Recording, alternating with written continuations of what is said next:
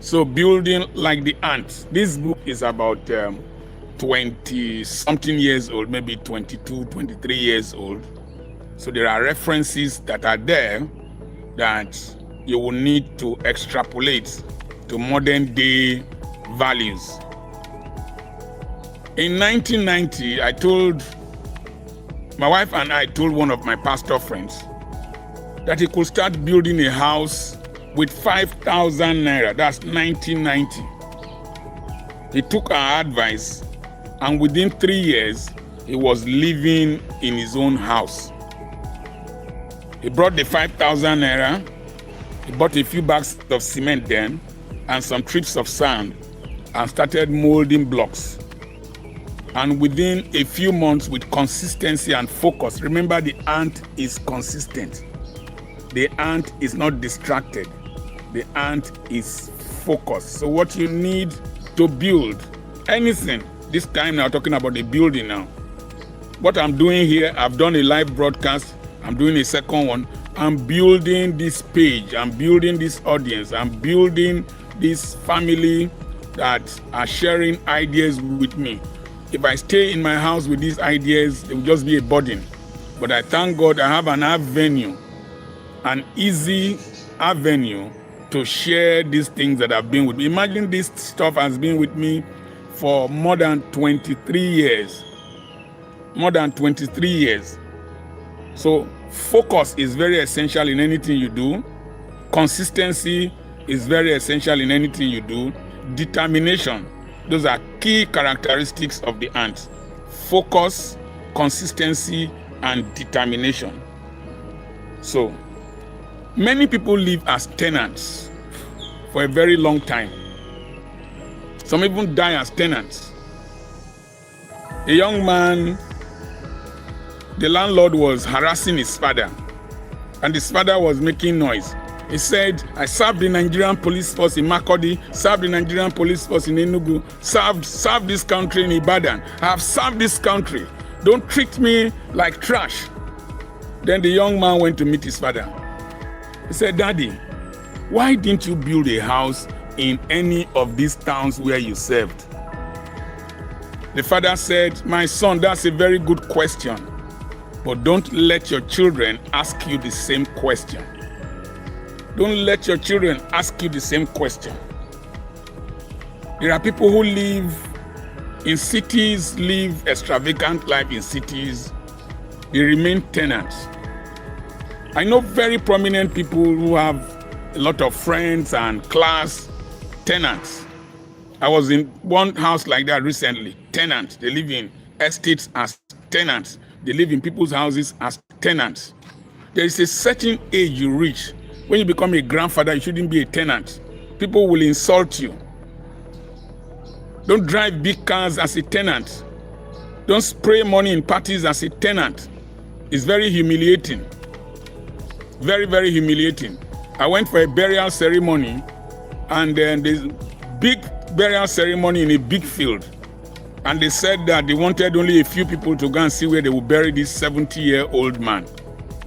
Really 70-year-old man. But I was curious. I got there. It was in between cassava that they cleared, that they buried him. It is not important for somebody like me, but it was quite humiliating. The son drives an SUV in town, very notable, but his father was buried in the bush. Where I come from, they will make mockery of you, they will insult you. So, you must own a property. Those of you living overseas, try as much as possible to own a property in Nigeria. Own a house in Kenya. Own a building wherever you come from. We never can tell what will happen.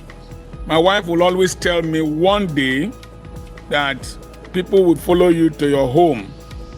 When I was preaching in the Assemblies of God Church, as I said in one of my videos, to their men all over Nigeria, Barrister Azuka of blessed memory, the men's director, called me one day. He said, Dr. Charles, I said, Brother Charles, as he would call me. I said, yes, sir. Where are you? I said, I'm in Ughelli. He said, I want to know you to your home. And he came. Then I was building these houses, building this school. He said, I can now testify that what you are saying is true, and that I will be able to defend you. Don't live as a tenant. It's not fair. Have somewhere you call a home. Now, you don't need bulk money to build a house. And you must not build a very big house. And you must not build any house that resembles that of your friends. Have a place where you can rest your head. Oh, when we built these houses here, the first day we moved into the smaller one, the sleep was different. It was as if I was under anesthesia. The freedom, the liberty is enormous. So it's good to own a property of your own. Have a home. You don't need so much money to start. The first thing is to own a piece of land. Own a piece of land. Recently, I went with my lawyer in a direction towards Agbara, where Igbo comes from. And we went off the road. And I saw one young Igbo boy that sells clothes near me here. He had a small house with his wife. He sat outside. I was wondering, this young Igbo boy with his shop where he sells clothes managed to buy land and has built a house, and he is not a tenant. And prices of properties have shot up there because of the roads the road network that was done there by a politician. The first step is to own a piece of land. How do you own the piece of land? Simplest approach is to locate a piece of land. It might not be in the center of the city. It might not be in a built-up area. Speculatively go to an area where the town will expand to. People who bought properties in Cardoso, who bought properties in Ekpe, who bought properties in different parts of the country, or bought properties where Nehemiah School is in Port Harcourt. People who bought properties in the outskirts of Onitsha and Enugu, even in Asaba, the prices have gone up. So locate a place there. The Bible says Mary Magdalene went out, John chapter 20 there. It said Mary Magdalene went out when it was still dark. Can't remember the passage of John now. Went out when it was still dark. Go to some of these places, buy properties when it is still dark. When people, go to Guinea-Bo. a Guinea where the Jehovah Witnesses are, near Otul Jeremy. It was a small marketplace with 10 traders. Now we have traffic there. It has opened up all the areas around that place. They have opened up. Like where we are selling in Efronton, in a few years, it will open up. I hear 2 companies are coming near where I bought. So locate a land.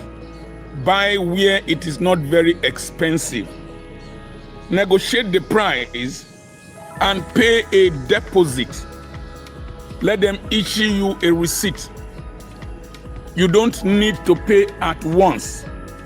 Then start putting savings, start saving and putting the savings into paying for the land.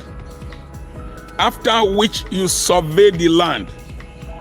After surveying the land, you can do that with the deposit, so that if there is any land tussle there, as you are harassing the land, according to what one woman taught me, as you are harassing the land, if there are any contentions in the place, people will come up. So after paying, a deed of conveyance is signed by the lawyer, is prepared by the lawyer, and those who sold to you will sign. Please buy freehold. Don't buy lease.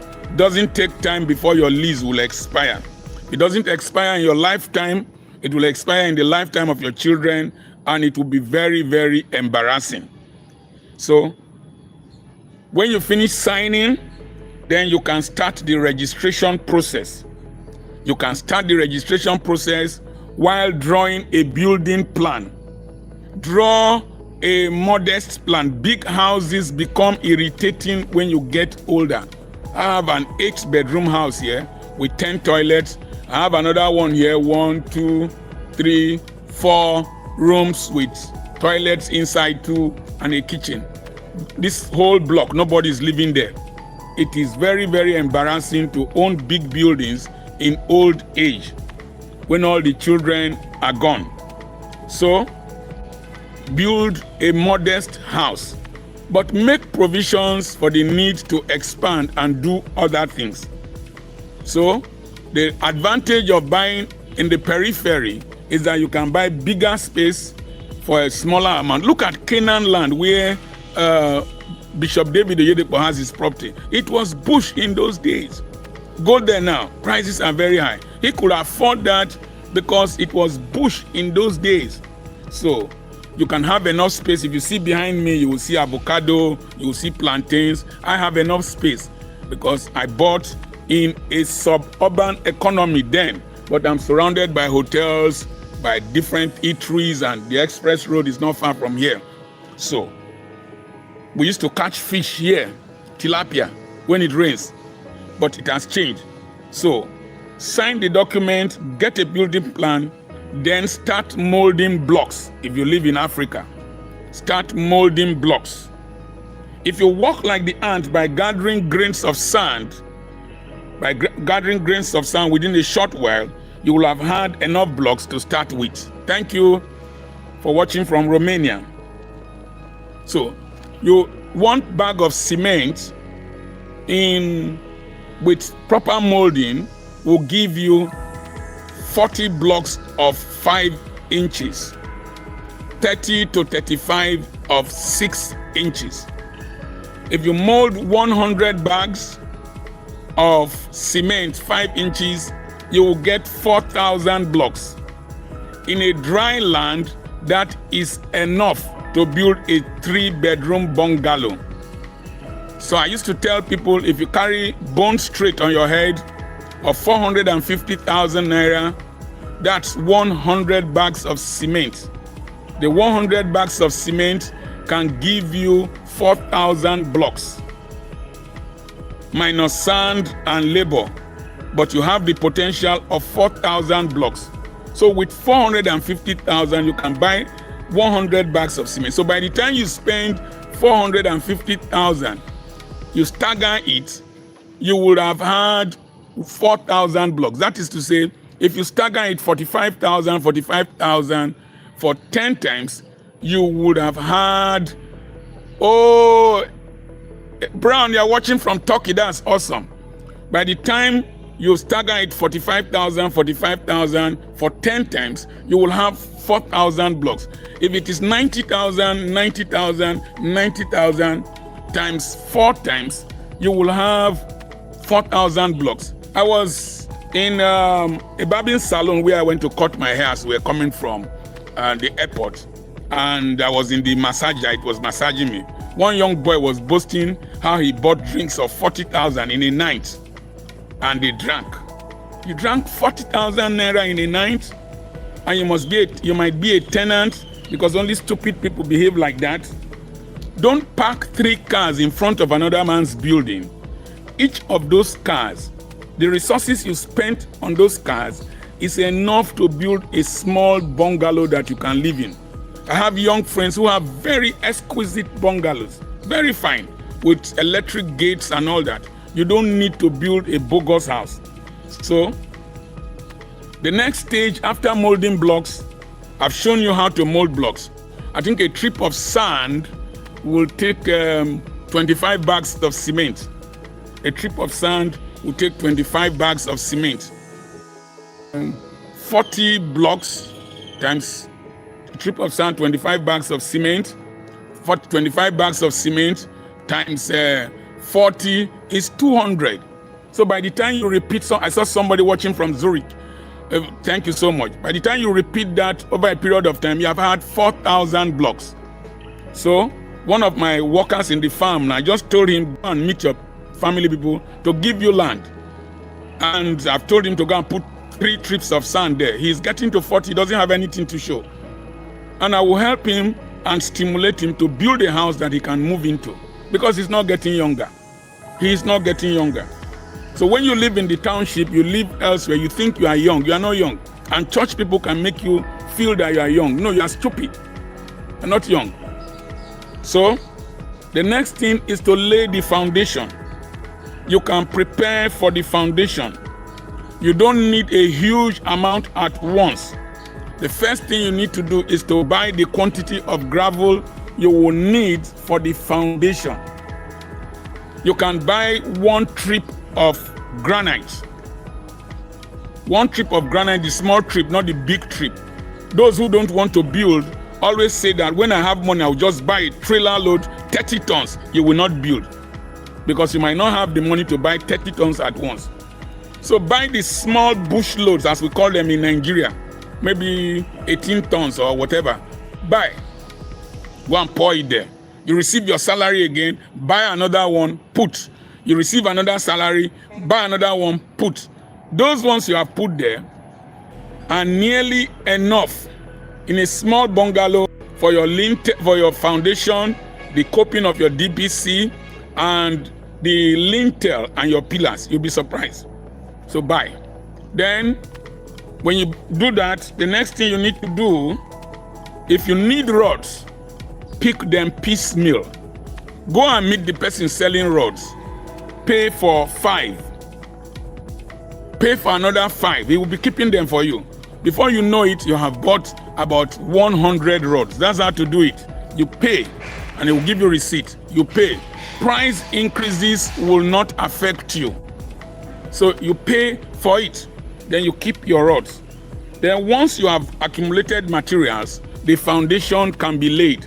The foundation of Petra Institute at Fronto, anytime I went to preach, I bought sand. My lawyer advised me, a young man advised me that anytime you buy sand, that you have started building already. So if I go to preach, they give me small honorarium that is not worth it, I will buy a trip of sand. Then sand was 11,000. Today sand is 21,000. And I somewhere there I have about 20-something trips of sand. So I've saved 200 and something thousand. The man needed money to dredge sand at one time, I gave him. So when I needed 165 trips of sand, it was a little bit I paid him because he was owing me. So lay the foundation. When you lay the foundation, start setting the blocks. It is preferable to do it during the dry season so that if you don't lay the blocks, rain will not wash the sand you have excavated into the DPC. I mean into the foundation. So you lay your blocks. As you lay your blocks to the DPC, damp casts, DP, damp cast something. So damp proof cast. In waterlogged areas, that damp proof cast prevents water from going up through capillarity. What I saw in Kenya was that when they built to that level, there's a plastic material, the size of the blocks that they put so that water through capillarity will not go up in the building. So you reach the DPC level. What you need now is filling to fill the DPC. What you do is that you buy sand, you tell people to help you throw them inside. Since the foundation is not too big, the one I used 165 trips for was a mighty building where the first administrative and classroom block for Petra Institute. So you put you fill the DPC. You can rest for a while. The DPC will be sinking so that when you floor it, it will not crack. That is the sand, the filling sand will be sinking. So, but when you fill, make sure you do backfilling. Backfilling is the sand you use to support or how can you get my books in Switzerland? Go to petrapublications.com. petrapublications.com. Somebody will send Engineer Ofuma, Dr. Ofuma will put on the link for you now. So you do backfilling. The reason you do backfilling is that if there is so much sand inside the rooms and there is no sand at the back supporting the walls, they will crack. So you do backfilling. There is pressure from outside and there is pressure from inside. There is a balance. So you do backfilling. Then once you do that, you are good. Then you start to save money to buy another set of cement and to pay bricklayers. When you buy cement, you make sure as they are molding for you, please make sure you supervise them. Many are called few are thieves. When we were building the school at Okwokoko, the man we put there to supervise, to secure the place, was selling our cement and selling our rods, but they never do well. So try as much as possible to ensure security. Try as much as possible to make sure that it is the number of bags of cement that they use to mold your blocks. If not, they can mold extra blocks and still cement so that the blocks will start cracking. Very wicked people. So you start going up. As you go up from the DPC, you see that the building is moving very fast because you will create space for doors. And by the time you go 3 or 4 blocks, I'm talking about building like the ant. Adewale, I'm talking about building like the ant. Building like the ant. So that is the principle of gradualism, building with the principle of gradualism. So when you reach the doors, you start putting doors. When you put doors, you find out that your blocks will be rising faster until you reach the window sitting level. Window sitting level can be 3, 4 blocks depending on what you want. You will now find out that by the time you put windows, your building will be rising, and it's so pleasing. It's so pleasing to see the little effort you are putting going up. And then you keep adding blocks. You can go and buy planks because they will need to do scaffolds to stand, to lay blocks at a higher height. You don't need to buy too many planks at once. When these people give you quotations, many of them have not built. You don't need to use many bricklayers. The work will be rough. If you have 1 bricklayer or 2, you can supervise them well. If not, they will just be hustling to get as many blocks as possible. Don't award it as a contract. Let them count the number of blocks they lay in a day and pay per block. So you can get a supervisor and pay the supervisor to supervise the work if you don't have chance. So for my wife and I, we find it very exciting to embark on projects. The difference between an ugly house and a beautiful one is just a matter of taste, not cost. Once you get a good plan, ensure you supervise the work closely and carefully. It is usually he who has a vision that can provide supervision. Make sure your walls are straight. Make sure they use the big plumb to do the walls. Make sure they smoothing the mortar, and then you find out that within a space of time you are at Lintel. You are not competing with any person. Go at your own pace so that you can still pay your children's school fees, so that you can still eat in the house and pay your house rent and have money to buy fuel to go home. But you must reduce extraordinary expenses. Reduce extraordinary expenses. When I was building, I was dressing the barest minimum dressing. I was wearing Accra, using the cheapest clothes.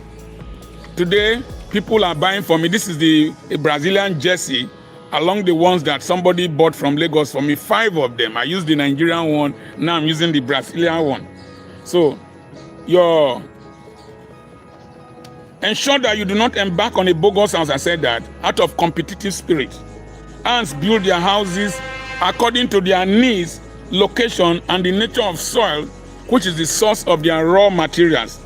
Your building plan should have space for adjustment in case you need to improve on the building. A young man came this afternoon. He wanted to provide a store for his wife in front to sell things. And there was space, so he could use it. Once you reach the lintel, you can do the lintel with focus. Number 1, you have accumulated granite before. Number 2, buy the rods piecemeal again. Buy the rods. As you buy the rods, you now have rods to do the lintel. The good thing about lintel in a dry land is that most of the rods are usually, they don't go around the building like a story building. They don't go around the building like a story building. They are in the door posts, window posts, like that. So do the lintel, buy planks more, buy more planks, learn to reuse planks, buy more planks, and then board your lintel. You don't need to pour the lintel all at once. You can segment it. Pour one unit, let there be a slope, let the rods project out, then remove those planks after 2 or 3 days, board the other side, and then pour the other side. And before you know it, you have poured your lintel. And it's so exciting. By the time you've finished pouring your lintel, setting your lintel or casting your lintel, you then need about 3 sets of blocks again to round up the lintel. Then if you want to build with a gable, the gable is what holds the woods to roof. You can put a gable. There are other ways to build now because of the cost of plank. People are building in a slanting fashion. They slant the building. The wood might not come out. They are inside. It has 2 advantages. Number 1, it saves you cost of wood, saves you cost of roofing sheets. Then, now that we are having a lot of storms in Nigeria, it saves your roof from pulling off. But there's a little challenge. If they don't do it well, if the roof is inside, it might start leaking. So what you do, you can leave the roof to be on top and then set it, make sure that it is well chained. You chain the roof, the wall plates. See, I'm a doctor. I'm talking architecture. You chain the wall plates with rods or with motorcycle chains, condemned motorcycle chains. You chain them so that the breeze will not, storm will not lift it off. So you don't need to buy the roofing sheets at once. Even these modern roofing sheets that they sell per square meter, you can go there and start paying per square meter, not the aluminum long span. There are some coated roofing sheets. You can start paying per square meter.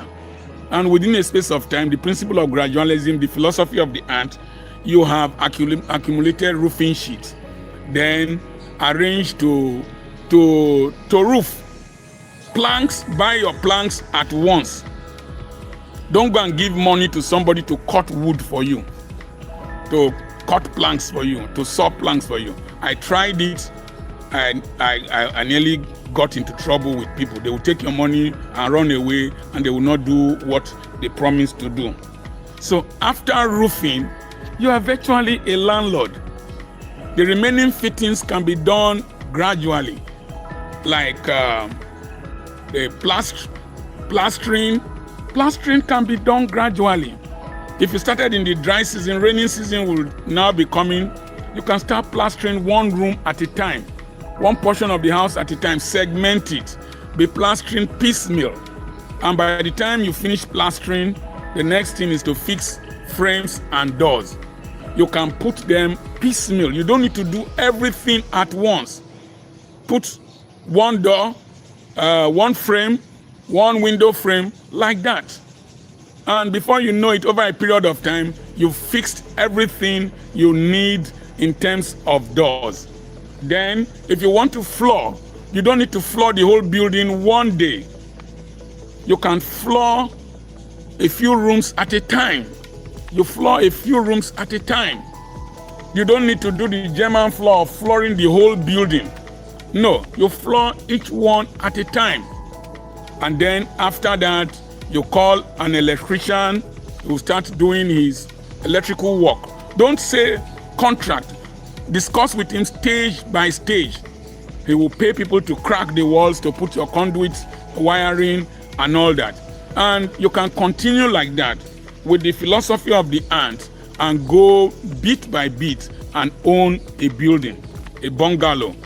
In the story building, the most difficult aspect are the foundations, the pillars, and then the decking. You can also use the same principle of the philosophy of the ant. I hope you will have questions because I will soon round up. I have interviewed many people who built fine houses and found out that they did not accumulate millions of naira or dollars before they started. They will usually tell you that once they started, God started supplying the needs for the building. I am a witness. I am a witness.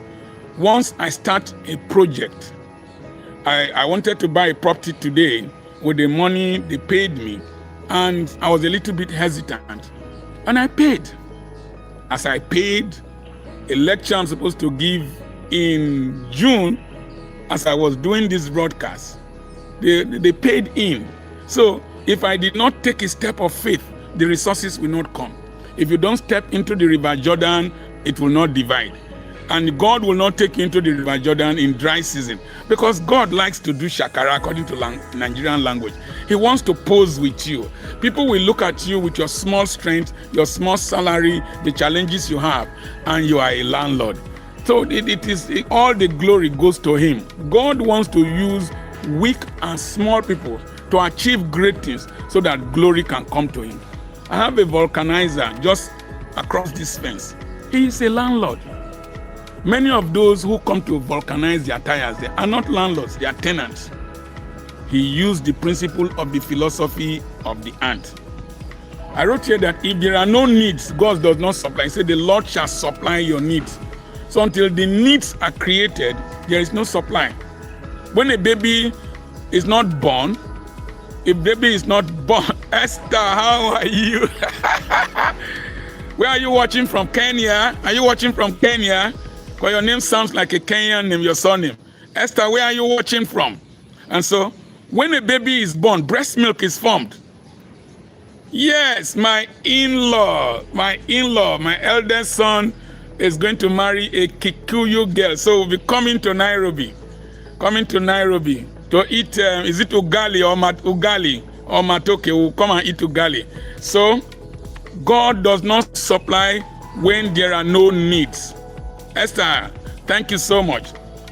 There could be a spiritual negative feedback. Wow, yeah, Kikuyu, that's good. You people are very, very entrepreneurial in Kenya, the Kikuyus. You can sell anything and become millionaires from it. I admire your spirit. So, if we fail to create needs, there will be a positive, a spiritual negative feedback. Once we feel satisfied, we feel settled, God does not bring supply. Until the woman that was in 2 Kings chapter 4, as much as she has containers to pour oil into, the oil expanded. So if you don't create space for God to pour resources into, God believes in the law of increasing marginal utility, not diminishing. The more you utilize, the more you create needs, and the more you utilize his resources to bring glory to him, the more he gives to you. That is a secret. God does not like waste. He will only give things to you that you will use to glorify his name and a blessing to others. If you sit down and calculate how much you spend for vain things every year, you will be surprised. So after this broadcast, just settle down how much you spend for soda drinks, how much you spend for frivolities. Take a stock of how much you are spending a day for frivolities. Multiply it by 5 days. Okay, that's great. Church buildings are even easier to build. So, if you calculate it and compute it over a period of 5 years, you'll be surprised that you should have been a landlord by now, or you should have finished building your church building. When people see these buildings we have built, massive buildings, relatively, they wonder how. It is the philosophy of the ant. We build gradually, consistently, with focus. We are not distracted. And so, if you multiply whatever you have done for 5 years, you'll be surprised that you are supposed to have owned a building of your own. When Esther, when I see those big buildings that Kikuyus own in Kenya, wow, tall buildings built from rock. I like your rock buildings, the stone building. I like it so much. Those Kikuyus, they are so focused, so concentrated in whatever they are doing. So you see that they manage their resources. They are not flamboyant. They are not noisy. They will stay there. I entered the house of a wristwatch repairer in Busia K. Busia K is a provincial town.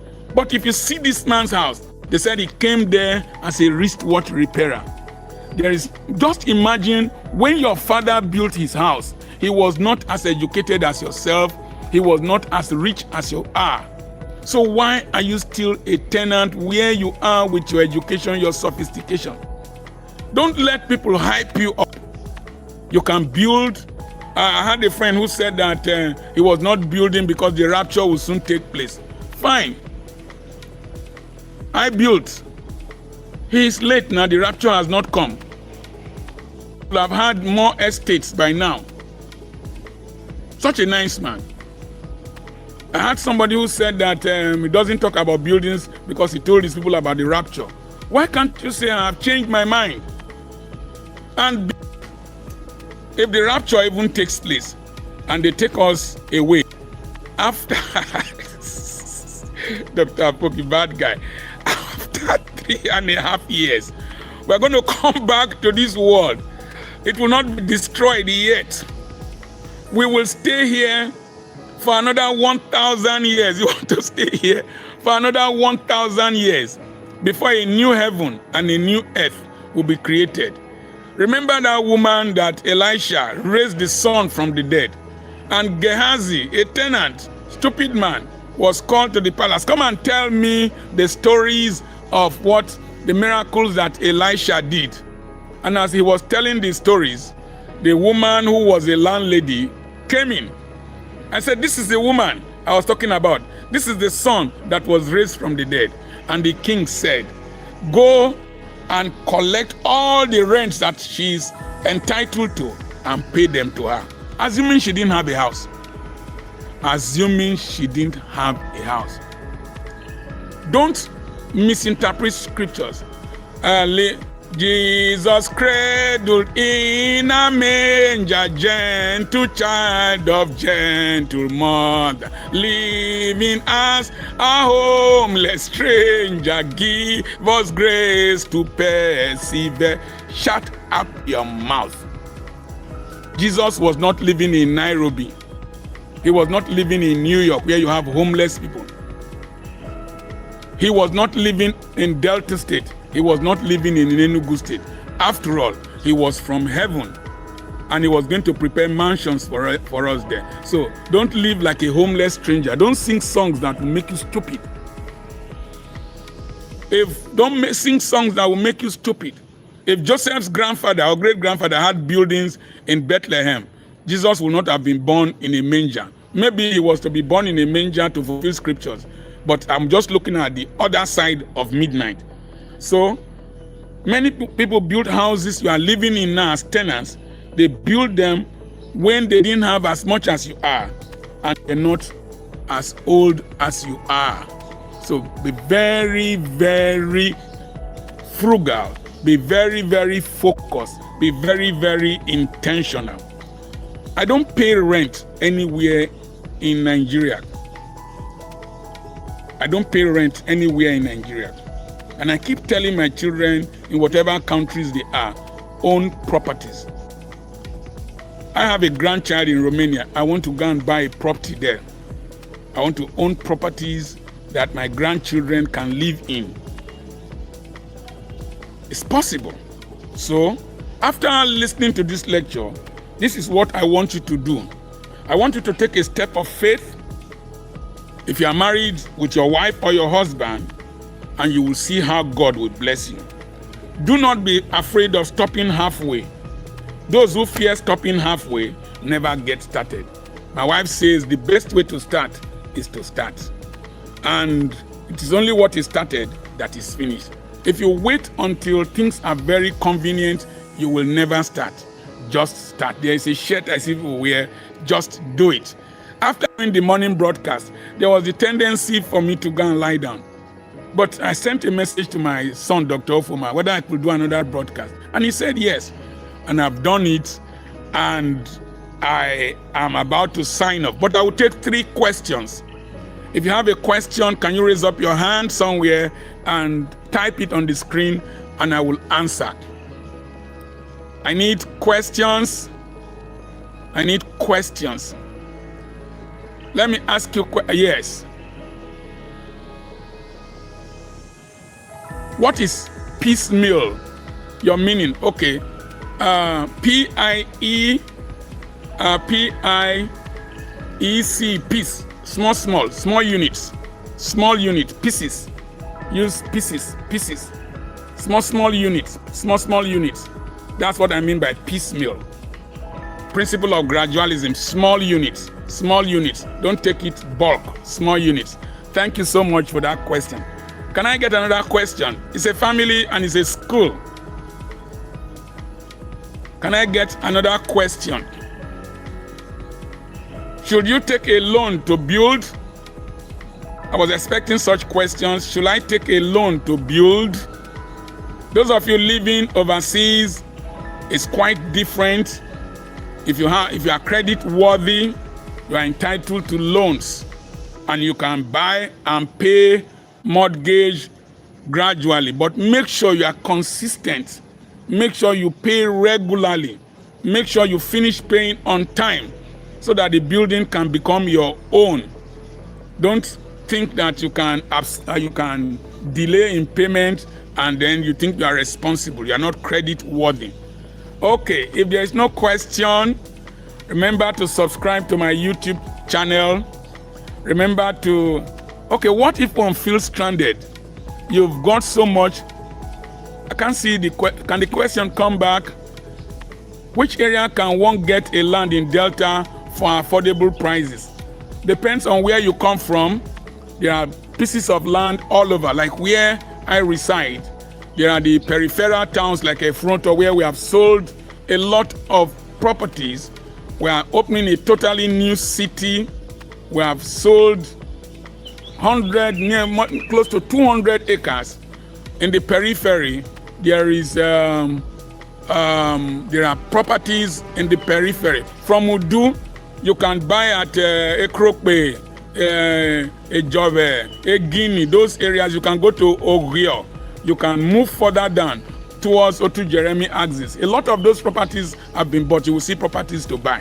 Yes, I was seeing a question, but the thing has left the screen. Can it come up again, please? The question. Somebody. Is there any question? Somebody was asking what areas to invest. I did a video on investment opportunities in Nigeria. So go and look for it. How do you determine the areas of interest, investment as a starter? Look for investment opportunities in Nigeria. I am a teacher interested in farming. I have a farm and want to indulge in agribusiness. Where do I start? Start by consulting local farmers. Look for a farmer who has been successful in what he is doing. Most consultants don't have farm. They always talk big without doing anything. One professor said recently in Lagos, where I went to give a lecture, he said those who teach, those who don't do, teach. Those who teach don't have time. I mean, those who do don't have time to teach. Those who teach don't do. Those who do don't have time to teach. But I have the time. I didn't go to the farm today. So look for local farmers there. When you look for the local farmers, ask them questions. Look for a farmer that has succeeded, not the ones that have failed. Ask them questions. Ask about the crops that do well there. Learn from them. Start from there. You start from there. That's the best way to start, is to learn from somebody who has started. Thank you. Another question. I saw a question. I can't get it. Can the question come up again? I like this one where I can answer questions. Thank God for good network. Any question? Should a woman start building a house when she's not yet married? That's a good question. You can. You can, but don't put it on your forehead. You can build a house and you get married. The husband might know you own a property, but it is advisable for him not to move into your property. it is advisable for him to build his own property, or you jointly build properties. When you are building with your husband, make sure that the title deed is, I give you an example, don't say Dr. and Mrs. Apoki. Any person can be Mrs. Apoki. Is Dr. Charles Apoki and Mrs. Felicia Apoki. Be specific, because any person can be Mrs. Apoki. So when you buy the land together, he who owns the land owns the property, everything on it. So is it possible to make it in the healthcare business in Nigeria for those interested in that area? Yes, you can do very well in all segments of the healthcare, from laboratory diagnosis, thank you, Esther. You must think outside the box. From laboratory diagnosis to pharmacy to patent medicine stores to hospitals. But when you want to run hospitals, do group medical practice so that you have different specialties coming together and to practice. Therefore, the cost, the wage bill is lower, and then you share profit. It's much easier, but stipulate your terms of agreement. A population of 200 million people is a fertile ground for healthcare, and with poor hygiene, poor water supply, poor electricity supply, you have things like malaria, preventable diseases like dysentery, diarrhea, and all that. Typhoid enteritis is becoming common. If you are into orthopedics, the road traffic accident rate is very high. If you are into obs and gynae, the fecundity rate is very high in Nigeria. People get pregnant a lot, and you have a lot of businesses. If you are into diagnostics, a lot of the diagnostic centers in the teaching hospitals are not functional. Somebody has a beautiful diagnostic center not far from me here, very beautiful place, can match any standard. And so you bring MRIs, you bring CT scans, you bring ECG, EEG machines, mammography machines, you will make a lot of money. There is money in healthcare in Nigeria. But most importantly, love humanity. Try to contribute your quota towards building this country. I am doing mine in the educational sector. I left the medical sector, but I still will build a specialist hospital. As I told you, my son is an orthopedic surgeon. My daughter is a cardiologist. I'm a general practitioner. My wife is a nurse. I wish that my last born will also marry a doctor so that we'll open a specialist hospital. My children do not need to come and stay permanently. They can come, do treatment, go back. It's just a few hours to Europe from here. That's the modern way of living, be an international citizen. Okay, any other question? Esther, thank you for your comments. You're thinking outside the box. Yeah, right. If there are no other questions, I will count to 10. If there are no other questions, I will sign off. 1, 2, 3, 4, 5, 6, 7, 8, 9, and 10. I'm your friend, Dr. Charles Apoki. Hopefully, tomorrow morning, I should do another broadcast from the philosophy of the ant. Remember to order these books. Yes, Adewale, you'll be interested in the next. You'll be interested in the next topic, the ant and church finances, chapter 6. Please order this book if you're a pastor. And then, Chukwuka Emmanuel, thank you so much. Thank you so much. I appreciate you. God bless you. So what is your greatest fear in life at this age? My greatest fear is I don't want to spoil the legacy I have built. I don't want to spoil the name I have built. I'm always very careful. I don't want to spoil the name I have built, because the name will act as capital for my children and my grandchildren. So I'm always careful. That's why I refuse to contest for the governorship of my state, even when somebody offered to pay. I'm always careful when I manage finances on behalf of people. I'm always careful with members of the opposite sex, because old guns can still shoot. I can still shoot and kill. So I'm always careful of my relationship with members of the opposite sex. I'm always very careful with my doctrines, and with despite the fact that one is a motivational speaker, I'm always careful of staying within the boundaries of the law, within the boundaries of the Word of God. Then I want to be in good health. I always will not want to have a debilitating illness that will make my wife and my children to suffer. I don't want to have a debilitating illness. I don't want to become a nuisance to people. Those are my greatest fears. And I pray that God will help me, that this name, this legacy one has built, one will go and transit into glory with it and will not spoil it.